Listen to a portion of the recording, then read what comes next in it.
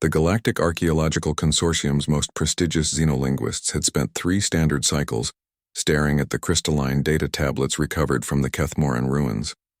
The ancient script, etched in flowing patterns that seemed to shift when observed directly, had resisted every translation algorithm, every comparative analysis, and every breakthrough methodology the galaxy's finest minds could devise.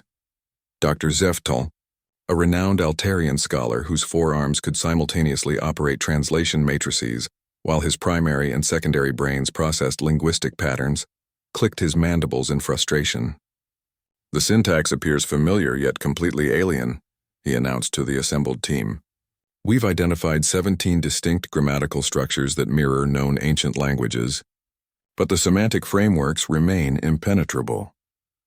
The holographic displays surrounding the research station flickered with failed translation attempts. Thousands of linguistic models had been tested. The consortium's quantum language processors had run continuously for months, generating nothing but statistical noise and probability cascades that led nowhere. Jihan Martinez floated quietly in the observation section, her magnetic boots anchoring her to the station's hull as she watched through the reinforced transperistyle. She was technically just a communications officer aboard the human research vessel Curiosity, but something about the alien script nagged at her. The flowing characters reminded her of something she couldn't quite place. "Perhaps we should accept that some knowledge is meant to remain lost," suggested Counselor Yithkar, her crystalline form refracting the station's lights into prismatic patterns. The Kethmoran civilization vanished 12,000 years ago. Their secrets died with them. Jihan pressed her palm against the viewing port, studying the enlarged projections of the tablets. The characters danced across her retinas, familiar yet foreign. Something in their flow, their rhythm, stirred a memory from her childhood on Luna Colony 7. "May I take a look?" she asked, activating her comm unit.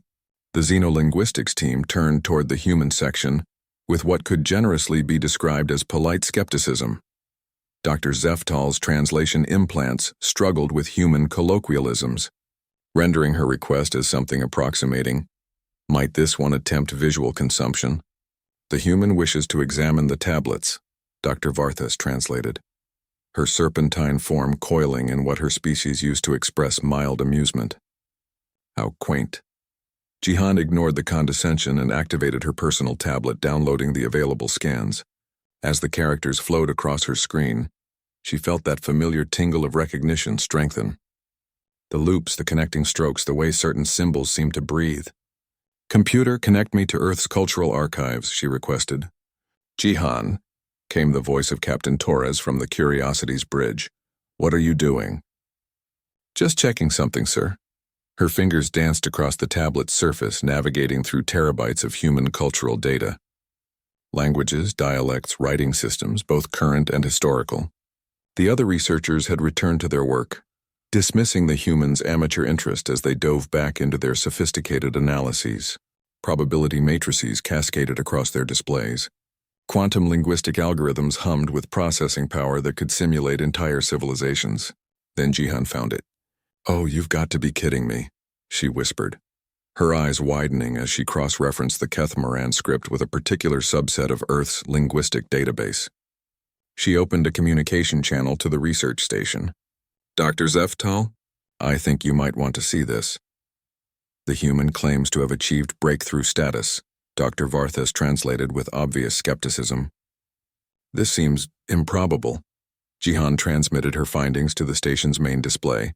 Suddenly, the alien characters appeared alongside flowing Earth scripts, Arabic calligraphy, Chinese cursive, and most tellingly, a collection of decorative writing systems that had evolved in Earth's digital age.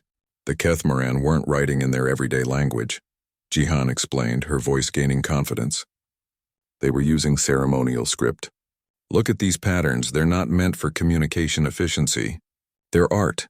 Specifically, their wedding invitations, birth announcements, and memorial dedications." She highlighted several sections of the tablets. "This flowing style. We call it decorative cursive in human typography. It prioritizes beauty over legibility. You can't translate it with standard linguistic algorithms because it's not standard language. It's stylized, ceremonial, ritualistic." The xenolinguists stared at their displays as Jihan's analysis unfolded. She had applied human pattern recognition, not to the language itself but to its cultural context.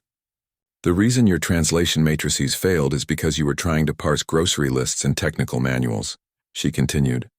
But these tablets aren't mundane records. They're the Keth-Moran equivalent of wedding albums and family heirlooms. The language is deliberately archaic, poetic, ceremonial. Dr. Zeftal's forearms worked frantically as he applied Jihan's cultural framework to their existing linguistic models. Within moments, patterns began to emerge.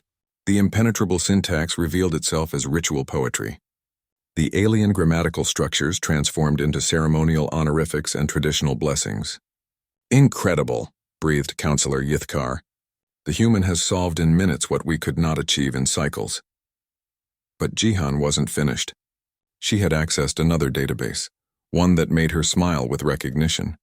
You know what the really funny part is? She said, transmitting one final comparison to their screens. The Keth-Moran ceremonial script appeared alongside samples of contemporary Deciphering formal writing, the very script Dr. Zeftal's own people used for their most sacred documents. You guys still use this dialect. Your people preserved the Keth-Moran ceremonial traditions when your civilizations merged 8,000 years ago. Dr. Zeftal, you've been reading your own ancestors' wedding invitations this whole time. The silence that followed was profound. Dr. Zeftal's mandibles trembled as he processed the implications. His secondary brain was already confirming the linguistic connections, tracing the evolution of his people's sacred script back through millennia to its Keth-Moran origins.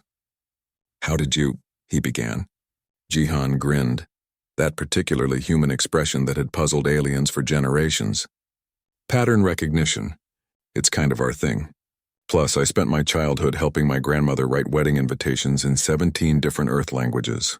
Turns out people everywhere and everywhen like to make their special occasions look fancy. The tablets, once mysterious and alien, now revealed their secrets. Birth announcements celebrating children whose names meant morning star and deep current. Wedding ceremonies binding families across stellar distances. Memorial dedications to explorers who had pushed beyond the rim of known space. The ancient dead language wasn't dead at all. It was just dressed up for special occasions. And sometimes it took a human to recognize that even across 12,000 years and countless light years, people were still just people, celebrating love, mourning loss, and making everything look as beautiful as possible when it mattered most.